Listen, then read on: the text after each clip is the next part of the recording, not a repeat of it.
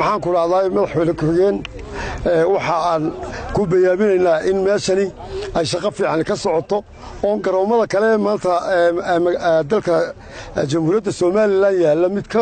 ka qulux badan ka qaalisan ka qiimo badan laakiin waxa soo dhan wax tari maayaan haddii aan la iskugu tagin oo aan ma artay iyagu gobolka ama gudoomiyihii gobolka iyo gudoomiyihii degmaduba ay joogaan aan marxaati uga dhigayno dabeetana ay joogaan oon markhaati uga dhigayno waxaan leenahay waxba kama jiraan bay noqon doontaa haddaan biyaha laga leexinin waayo meesha madaxweyne ku-xigeen weliba adigu aad baad u sii taqaanaa inay meeshii biyahoo dhan iskugu imanayeen aad tahay 4 bilood waxaan la sugaynay intii roobku uu maartay meesha ka qaadi lahaa oo aanu maartay ka farsamayn lahayn iminkana farsamo badan baa u dhiman biyaha u dhiman oo laga leexiyo shabaga in lagu sameeyo oo maartay la qurxiyo oo maartay dekedan imika in la hagaajiyo inta soo gashayna nidaamkeegii sidii dib looga qaadi lahaa loo sameeyo farsamooyinka faraha badan leh iyo inaan maartay ku kordhin doono hadduu eeba ka dhigmo maartay international basketball gym oo aan imika qadinay oo isagana biidnillaahi tacaala ballan lagu qaaday inaan ku soo kordhino waxaan leenahay ku-xigeen hadalka badin maayo maanta waad arkaysaa in arrin maalkaasi international inoo noqdo iyo sidii loo daryeeli lahaa oo fikradiisa la samayn doono madaxweynaha ku-xigeenka jamhuuriyadda Soomaaliland kormeerkiisan shaqo oo noogu yimid garoonka hawshan ka socota oo ah wax qabadkii dawladda iyo xisbiga kulmiye run ahaantii mudane madaxweyne halkan waxa gashay markii hore 180 kun oo golaha deegaanka degmada Boorama u galiyay maantana dawladda dhexe waa roogii dhigaysa dadweynaha markaa waxaan uga baahanahay degmadu inay ku darsadaan hantidooda mar haddii dawladda dhexe iyo tii hoose iska kaashadeen inay garoonka dhisaan dadweynahan waxa looga dhalinyartiina ay dadaashay waliba 2 kuub keentay sanadka inay intii dadweynaha dhiman dadweynuhu hantida ay u huraan garoonka haddii aanan biyaha laga wiican wax qabadka la sameeyo waxay noqonaysaa baaba run ahaantii haddaan nahay golaha deegaanka degmada Boorama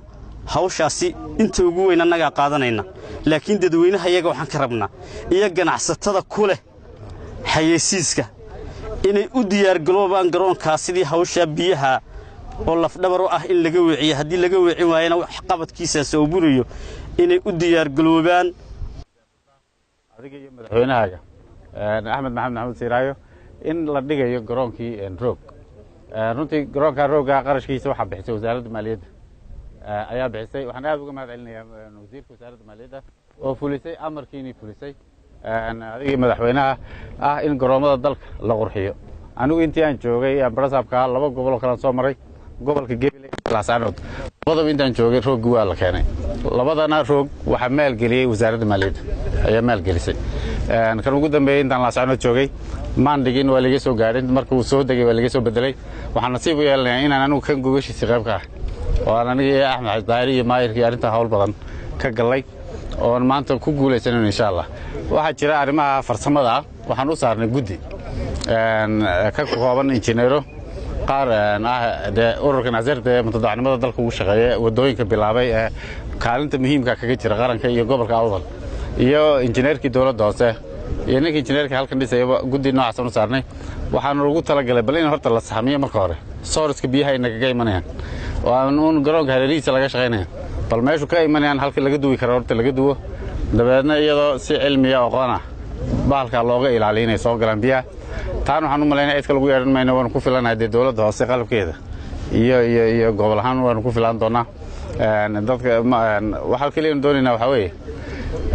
wax badan buu u baahan yahay gobolka runtii aad baan uga mahadcelinahay Axmed Daari leey waxaan idin soo helay stadiumkii basketballka oo isaguna runtii dhalinyarada ka maqnaa kaasina aad baan u soo dhaweyn oo loo wado oo maanta dhawaad ku dhow iyo maanta laynoo sheegay qaybtii basketballkii marka waxaan filayaa waxyaalo fara badan oo horumar ah inaynu wadno madaxweyne ku-xigeen ku soo dhawow garoonkii Xaaji Daahir Stadium kaasoo shaqadiisii ay ku dhowdahayna gabo waxaana noo kormeeri doontaa aad eegi doontaa waxaana nimka ku soo dhaweynayaa madaxweyne ku-xigeenka jamhuuriyadda Soomaaliland ilaahay baa mahad leh waxaan runtii aad iyo aad maanta ugu faraxsanahay inaan soo kormeero garoonkii kubadda cagta Xaaji Daahir Stadium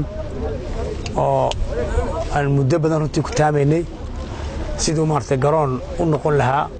qiimo leh oo carruurta maartay soo jiita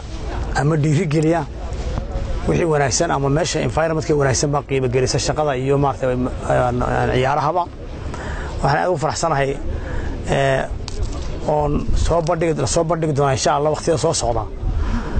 garoonkii hore ee Boorama sidoo ahaan jiray iyo garoonka cusub ee Boorama maartay garoonka cusub ee Xaaji Daahir Stadium soo noqon doono maalintii halka dhagax dhigayay mashruuca JBLG dowladda hoose ee kaashada hay'adaha caalamiga ay la dhisi doono mahal kaabadaha iyo haasi